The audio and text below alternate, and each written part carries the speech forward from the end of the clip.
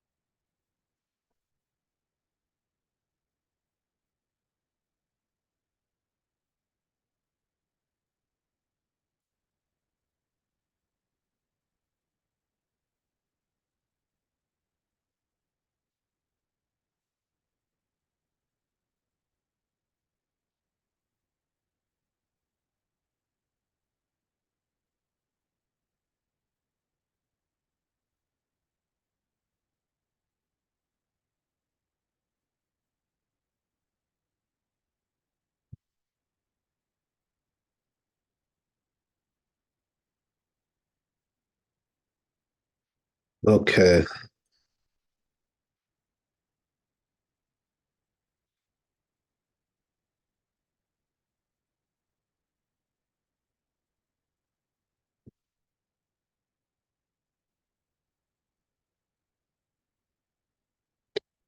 looks like we finished the chapter there. Yes, we did. We worked a long time. We finished the chapter. So now we're going to the next chapter.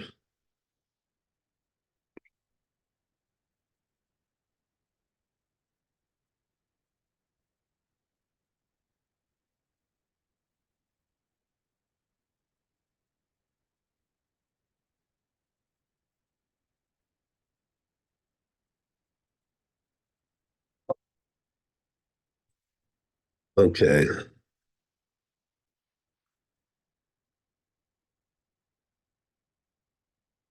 So yeah, this is an interesting chapter. It's talking about now the physical writing of the Megillah, the laws, which, has its own rules.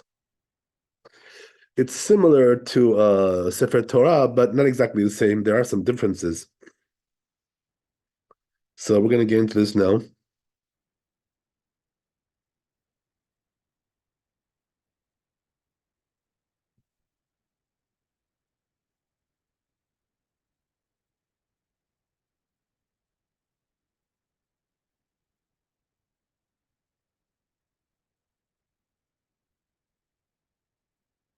So it says in the Tur here, הייתה כתובה בסם בסיקרא וקומוס וקרנקנטום על הדיפטרה ועל הנייר פסולה. So he's telling you, right, that if the Megillah was written, instead of using ink, they used, some kind of a dye to write the Megillah with that. And also, they wrote it either on diftera, which is a type of parchment, or ne'ar, which is, paper, like, regular paper. So in all these cases, it's pasul, the Megillah. עד שתהא כתובה על הספר. So it has to be written, right, on a sefer, ובדעו. So what does that mean? You need like a scroll, and with ink. וקלפים שלנו כשרים. So he says, our parchment is kosher, he says. The one that we use, right? Even though they're not treated with gallnut juice, right? Some kind of a coating that they put on. Also, another thing is, it does require etching, of lines. So if you wrote the Megillah, right, just raw on the parchment without etching the lines, it's not kosher.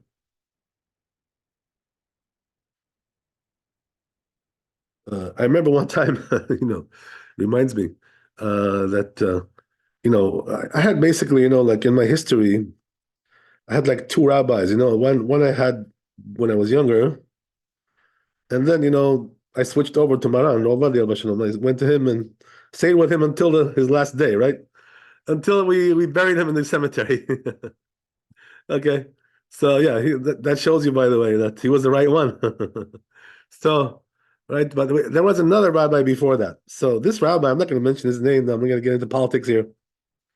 But anyway, right, this rabbi uh, had this newfangled, way of writing Megillot and Sefer Torah by using the technique of silk screening. So he was doing this in the kollel, where I was learning there. I was learning this kollel, and they were doing this there, and to me it looked like very strange, whatever. But what happened was, that in the end they took this Megillah that he made, this newfangled thing, and they took it to Maran Rav Ovadia to check, if it's kosher by his standards, whatever, right?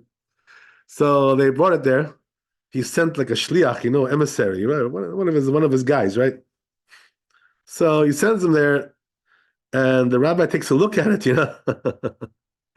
and the first thing he sees is that there's no etching there. So he says, he writes in his right article that he wrote about this. He says, "Well, they sent me, Megillah without etching. It's pasul. What am I gonna say about it? You know what I mean? They want me to say it's kosher. They haven't even etched it."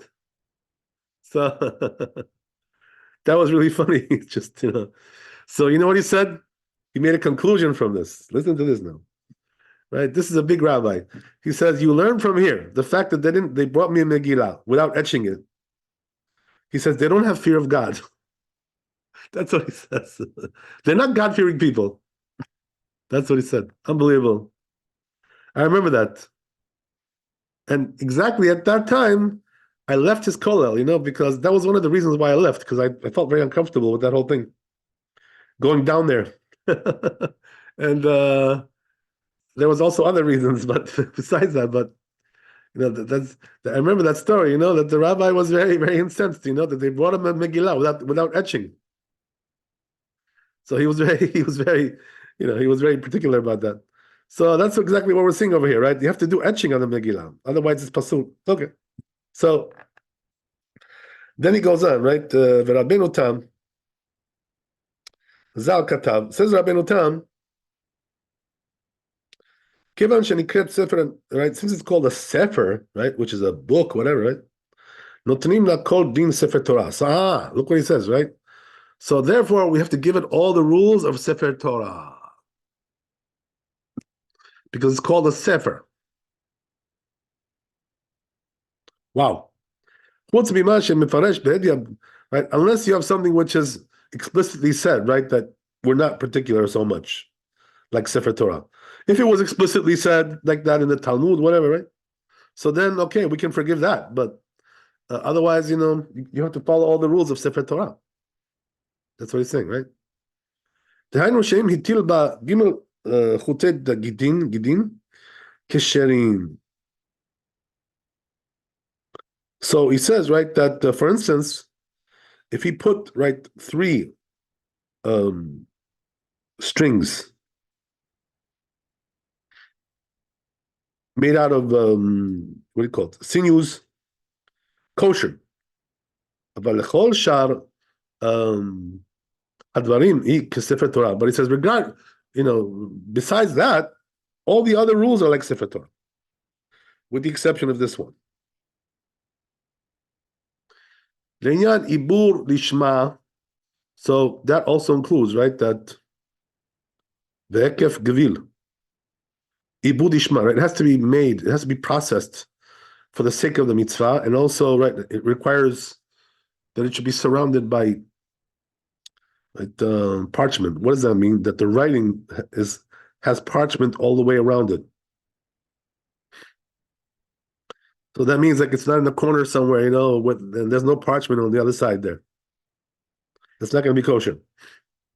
The chatoteret, chatin, utliat hain, the kofin, the kol kufot, the otiot kitzuratan. So he says you have to do also all these, right, all the things that we're particular about when it comes to the shape of the letters, right? We talked about that when we learned about tefillin, if you remember.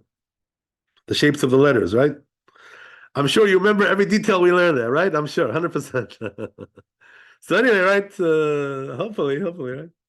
So all those things, we learned over there, he says, about the shapes of the letters. Same thing goes for the Megillah, right? There's no difference. Okay. Also, another thing he says, you got to make sure you put the crowns, right? The crowns on top of the letters. Those are also important. And also, you got to make sure that either you write them full or lacking, right? Depending on what the tradition is, right? So if you make a mistake with that, you got a problem. If it's lacking, you got to do lacking. If it's full, you got to do full, right? You guys remember what that means, right? Lacking full. I hope you remember. Lacking full, lacking full meaning that the letters are with the same dimensions. Like this letter should not look for like that one, or what does it mean? I can't remember that. Lacking in full means I'm just using an English expression, but in Hebrew it sounds a little bit different, or whatever. But anyway, the point is like this, right? That depends on if you put the yud there or the vav, because you can write with the yud, you can write without the yud, So when you write with the yud, it's called full, right? Or you write with the vav, it's called full. But if it's without, it's called lacking, right? It's like short, abridged version, whatever. You can write either way. In Hebrew, right? This is the way it goes. So that's what we're talking about, right? Like, I'll give you an example, right? The word David, right? David, King David, right? Yes. You can write it with a yud or without a yud. Oh, okay. What's the proper way, by the way? I don't know. Without a yud. That's how it's written in the Bible. So, but that's the way it goes, right? That's just one example, right? But it applies to many, many things. Okay, so you got the point, right? Yeah, God bless. Yes. Okay, so it says, right, that you have to be careful about that as well. Also, another thing he says, you got to have like that stick, right, which holds it in the beginning. You ever see that, right? The Megillah has like that stick, and the stick, like the parchment winds around it, right? You ever notice that? So that stick is also something you got to have there. Because that's how it is in the Sefer Torah as well, right? We got that stick there, but with the Sefer Torah we got two sticks, right? Okay. Anyway, I'm sorry. What's the stick made of? Wood. Just regular wood. Made out of wood. Yeah. We didn't cover that because we learned tefillin. We didn't learn Sefer Torah. You know what I mean? Okay. Yes. Yeah. So the tefillin doesn't have a stick. No, but the Sefer Torah has, right? Okay. So thank you. Here also, right, the Megillah has to have that stick. That rod, right? Whatever you want to call it, right? The rod. Okay, so yeah. So it goes on.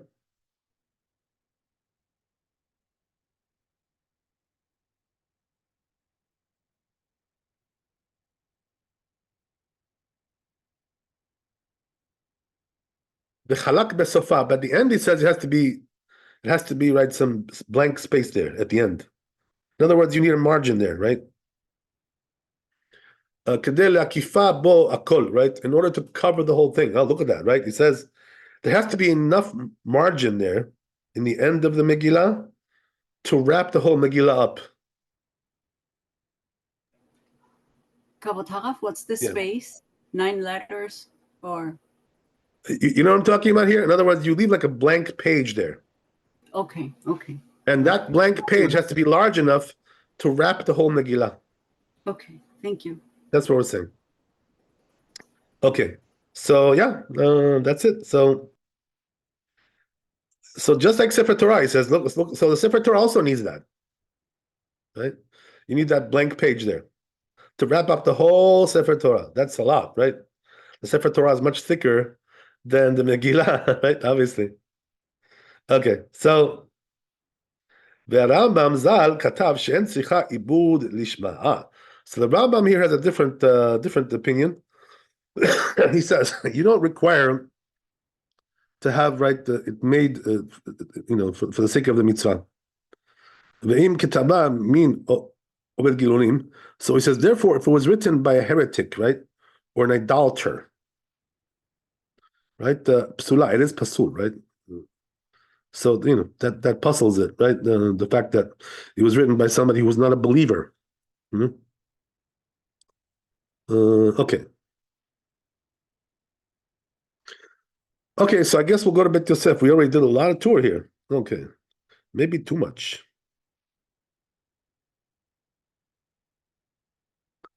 So it says here in the Bet Yosef, regarding what we said, right, that it has to be done with ink, and all that stuff, right? Mishnah Beresh Perek Bet, right? Where is this? In the second Perek, in the Megillah, right? The diftera mifaresh migemara, right? So it explains in the Gemara what's diftera. It's a type of parchment, right, which is not kosher for this application, right? So he says the maliach v'kamiach bela afitz. Okay. So he says that means that like when they make the parchment, right? What they do is they have a process that they go through. It's like a multi-stage process. The parchment is produced like that, right? So what's the stages of the production? So he says, right, that the stages are like this. First of all, you treat it with salt. That's the first stage, right? And in other words, you take some hide, right? You treat it with salt, and then after that, you treat it with flour, right? That makes it nice and white, right? Like normal paper, whatever, right? Vela afitz. But this one, right? The problem is it's not treated with golna juice, so it's not, it's not like coated, right, with that stuff, that makes it smooth. That's called diftera. By the way, the interesting thing is, that there are some, what do you call it, Sifrei Torah, old Sifrei Torah, from the old days, like, more than 100 years ago and so forth, that are, they use a different kind of parchment, not like the smooth stuff that we have today. It's a very rough parchment, But I think this one, diftera, is like the worst, out of all of them. It's not treated with golna juice, right? And God knows what that is. I've never seen it in my life.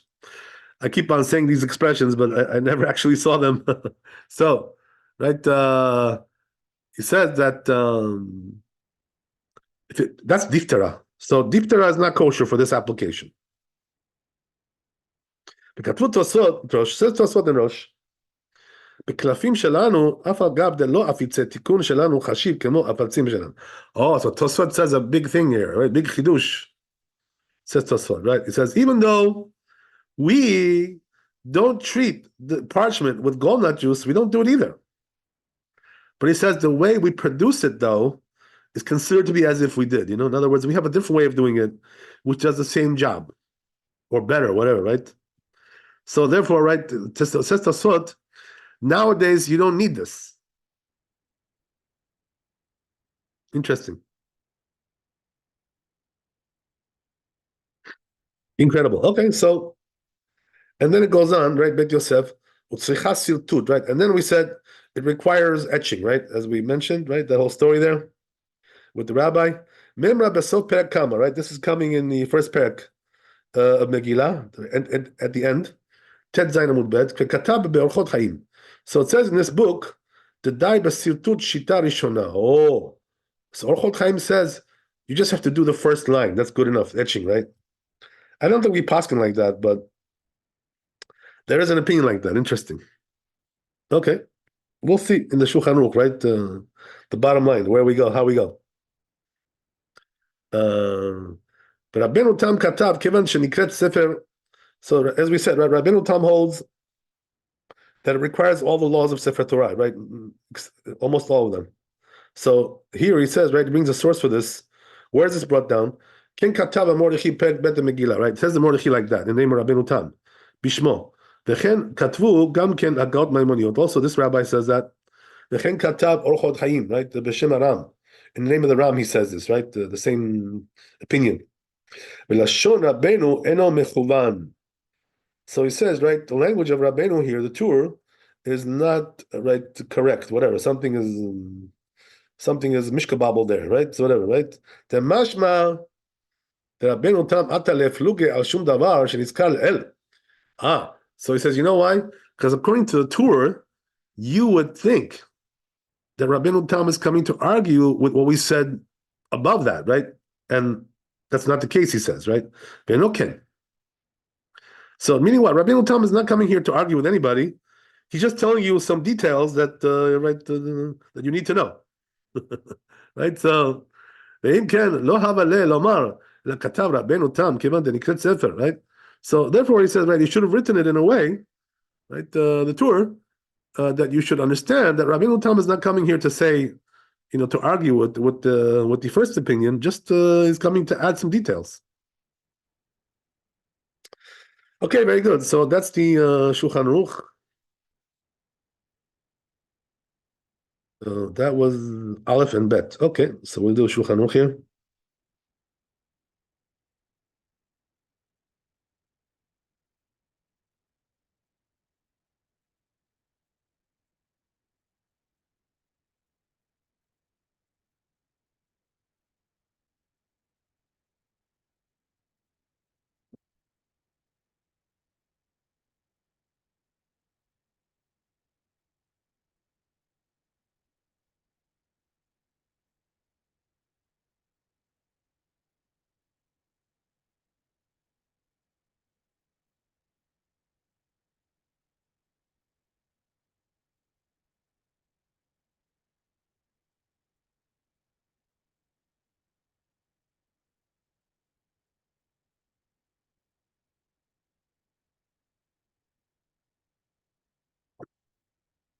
Yeah, so it says Shulchan Aruch like this. En kotvina Megillah ela b'deo, right? We can only write the Megillah with ink, right? So we can't use, as opposed to what? As opposed to, using dyes, right? Don't bring me your crayons and all kinds of stuff, right? Your colored crayons, your colored stuff, dyes and things like this, right? Colors, all kinds of liquids. You don't want that. You got to use ink.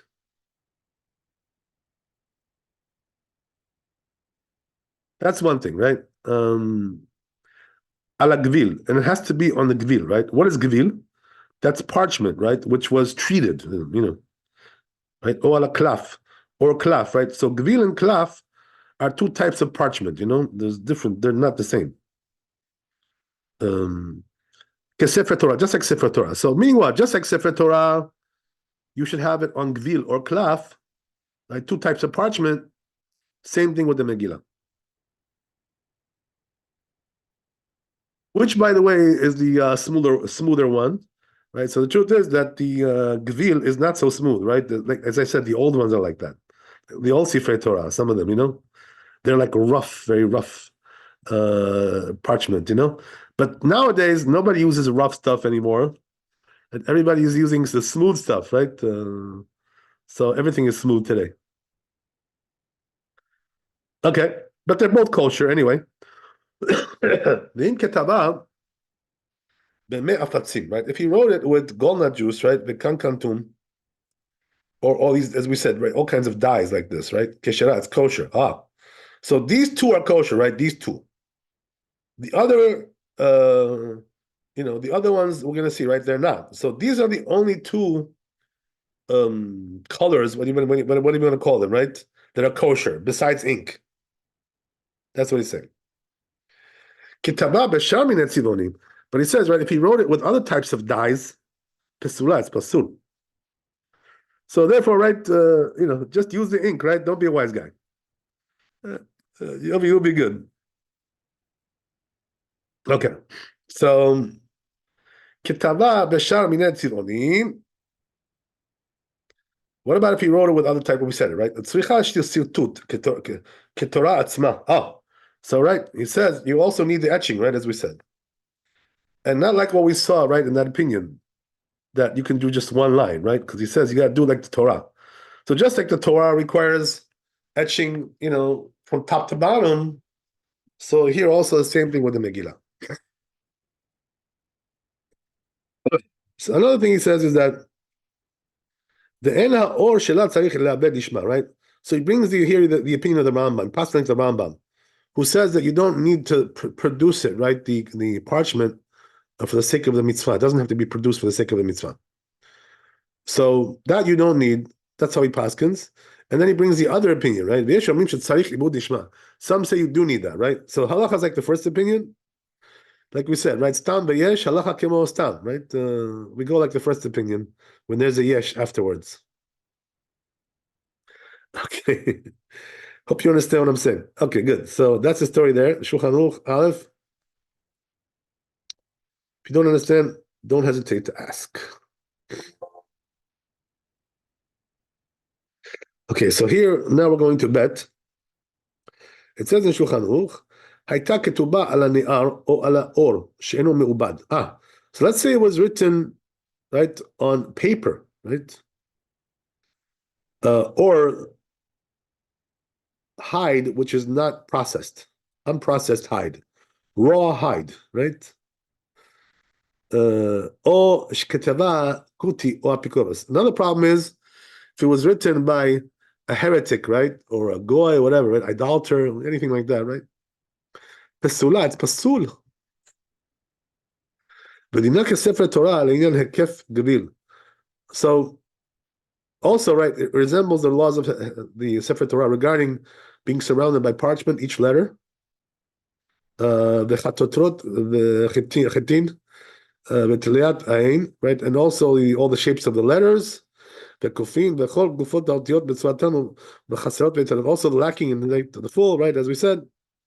The whole thing has to be done 100%, right, kosher, just like a Sefer Torah. Oh, okay. So says the Rama, Gam tzarich leketava min haktav. Right, you also have to write it from. You have to copy it from an existing book, right? From an existing Megillah. So what does that mean? We don't have permission to write a Megillah, like by heart. Some people, big rabbis, they know these things by heart. Nowadays it's very right. Right, it's very rare that somebody knows, things by heart like that. You know what I mean?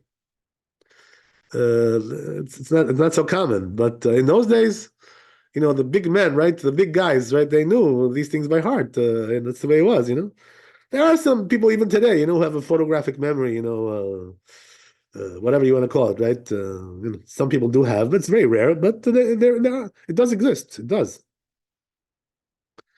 So even if a person knows it by heart, he's not allowed to do that, right? To write it by heart. So how do you write a Megillah? You have to copy it from an existing Megillah. That's the only way to do it. Right? And by the way, that shows you shouldn't use, right, a non-kosher Megillah, right? Like some kind of art scroll, Feldheim, this kind of thing, to copy from, because it's not kosher, that Megillah. You know what I mean? You have to copy from a kosher Megillah. That's what we're saying. Another thing, which he says is that another thing he says is that you should, like, before you write any word, you should first, like, say it out loud. This is the custom, by the way. This is the law when it comes to, also writing a Sefer Torah. First you say the word and then you write it. So same thing here as well. So it's a meticulous process, writing a Sefer Torah, writing a Megillah. It's not a small thing. It's got a lot of rules, a lot of laws. So if you don't do it properly, right, you're making a big mess. Okay, so כמו בספר Torah, like ועושה כל פרשיותיה סתומות, right? Also, another thing is that you should make all the parshiot, right, closed, right? So, ואם עשן פתוחות פסולה, if he made them open, right, they're pasul. So, right, if I had a picture, I would show you, right, what this looks like, because you have to see it with a picture. Otherwise, it's hard to describe how this looks, but stumot means, like the word satum means closed. In other words, the area is closed. It's surrounded with letters and surrounded with words. And ptuchot means that it's open. In other words, there's like an opening there. You can there's some blank space there, more blank space. So, but you have to see it to understand what it means. But anyway, and there is by the way another place where these things are described in more detail. Right now, we're not getting into this right now. This is not the time now. I think when we did tefillin, we talked about it over there. We covered it really. But anyway, right, as we said, look what he says, right? But b'diavad he says, if the lacking in full, right, is not proper, it's not pasul b'diavad. The lo gara me'ashmit ba sofer otiot, because it's not any worse than that if the sofer left out some letters, which is still kosher, as we said before. Kshera, kemo shnitbar siman taf reish tzaddik. We already explained over there in the chapter, right, which is 690. Sif Gimel, right, paragraph 3. Because then he goes on, right? Utzricha amud besofa, right? As we said, you also need that rod, right? The chalak berosha, right? So he says in the end, it should be right. You need that stick, right? That rod, and in the beginning, you need that right blank space to cover it up, right? In order to cover it, right? By the way, I just noticed, right, that here it says the opposite of what we saw in the Beit Yosef, because in the Beit Yosef it said the opposite, right? That it needs the rod in the beginning and the margin in the end, and here it's the opposite. So one of them is a mistake. Let's put it this way: one of them is not right. It's not the proper text. Okay, whatever, right?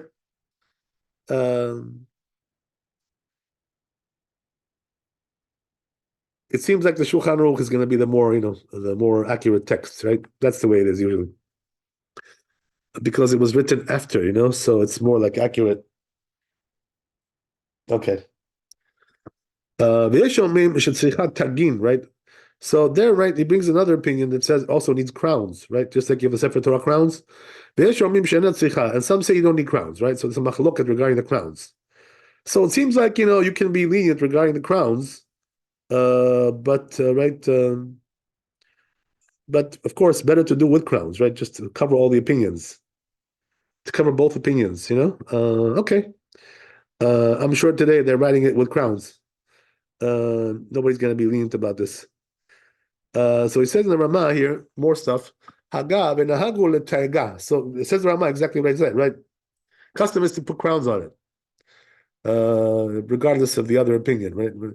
Gam nahagu shelo lasot la amud klal besofa. So says the Ramah, right? Our custom is that we don't put that rod there in the end. Okay, right? So it seems like the Ashkenazim don't put the rod. Interesting. Okay, let's see Mishnah Berurah, right? What he says about that. Let's see Mishnah Berurah.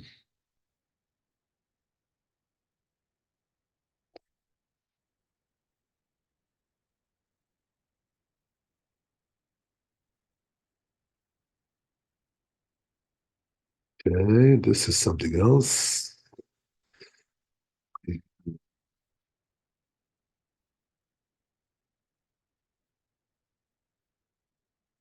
Kavod Haraf, I have pictures of both of the Ashkenazim and the Sephardic. Okay, what do you see there? And the Sephardic has a rod, but the Ashkenazim does not. I'll send you the photos Oh, later. okay, good. There you go, right? So yeah. So here, look at this, right? But the Mishnah Berurah here brings the opinion of the Gra, right? And he argues with the Ramah, right? He says he was very against what the Ramah said here. So it could be that some Ashkenazim do like the Gra, you know. There are some Ashkenazim, by the way, who are accustomed to do like the Gra. So therefore, right, it could be that it's like a split, you know, 50-50 with the Ashkenazim. You never know. The truth is, you know, that honestly, the Ramah is more authoritative than the Gra. That's what Moshe Feinstein said, you know. But nevertheless, there are many Ashkenazim who do like the Gra. And one of them, by the way, who was very into the Gra was the Mishnah Berurah. The Mishnah Berurah was a Gra guy, you know, so he was a big fan of the Gra, and that's why he brings his opinion here to show you, right, that there is another opinion. That's the story. Okay. So okay, interesting. So if you see Ashkenazim who have the rod, don't fight with them, right? They're okay. They have what to rely on. Okay.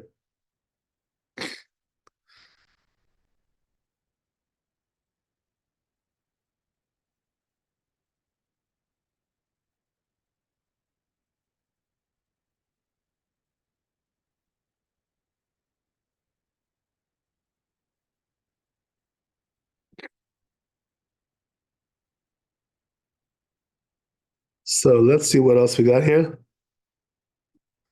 We just did Aleph and Bet. Let's see what's Gimel going with. What's going with Gimel? Okay. Gimel. Okay, I guess we'll continue next time, Bezat Hashem, with this one, right? Well, I don't want to to pack you up, you know, load you up with too much information in one. I already packed you up last Thursday, so I don't want to do it again. Why this not? time.